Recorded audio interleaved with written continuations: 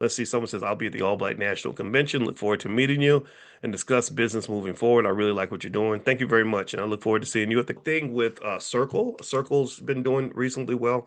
They're connected to stable coins. Stable coins provide liquidity right now for the crypto markets.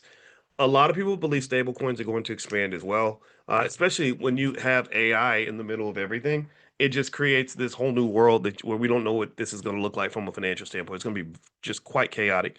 And so basically, the stablecoins are pretty amazing in terms of what they've been able to do in the market. And what they predict is not just that Circle's going to do okay. I don't know what the stock price is going to do, but I know they're going to make money with stable coins. But eventually, a lot of companies are going to have their own stable coins. So it's not just going to be, not it's not just going to be Circle or Tether. It's going to be, JP Morgan and Walmart and Amazon. So everybody's into the stablecoin thing.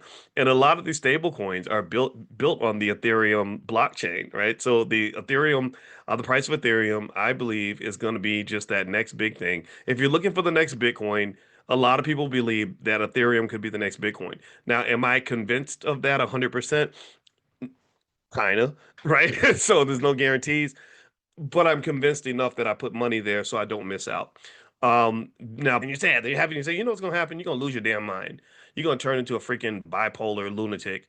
Don't do that. Don't do that to yourself. Just make a decision, stick with it, be consistent, and stick with what you know. What do you know? You know that investing is how people make money. I was watching a lady. It was so crazy. There's this lady I saw. Oh, I'm not gonna say her name because she's in Chicago and I live close to Chicago. She was selling real estate, and the first thing I noticed, which was kind of hilarious, so I think she might have had like a BBL, right? And of course, she makes sure she turns her booty to the camera so that you can see the booty in front of the house. And I was just kind of cracking up, like, man, people are using BBLs to sell real estate, whatever. But the house was beautiful, so I looked at the house she was selling, and she mentioned you can have this big beautiful house for just $6,000 a month. And what was interesting to me was I looked at the comments, and so many people were like, "That's crazy. That's too much. Who do you think can afford $6,000 a month? That's out of everybody's budget. Can't nobody afford that." And I understand that, right? A lot of people can't. And the struggle's real and stuff like that. But she was responding. She said, "No, there are a lot of black people who actually can afford $6,000 a month." And one thing I can tell you is I sit down with regular black people, people that do not look like they come from anybody. They don't look like they live in Dubai. They don't show up as like Arab sheiks or royalty. They weren't born in wealthy families. But I've literally sat down this week alone with three or four black people that had over $1 million in their stock portfolio. I've sat down with people that where figured out with stock options, things like that, where they're making $10,000, $15,000 a month. I know a brother that I met in Ghana.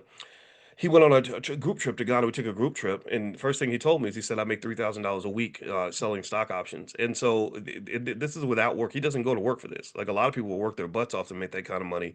He doesn't have to work because he's got capital. So the key idea is that there's the easy way to make money and there's the hard way to make money. The easy way to make money is building a capital base, letting your money work for you, learning basic skills, making that a priority. The hard way is working yourself to death at a job for 30 or 40 years. It just doesn't get you where you want to get to.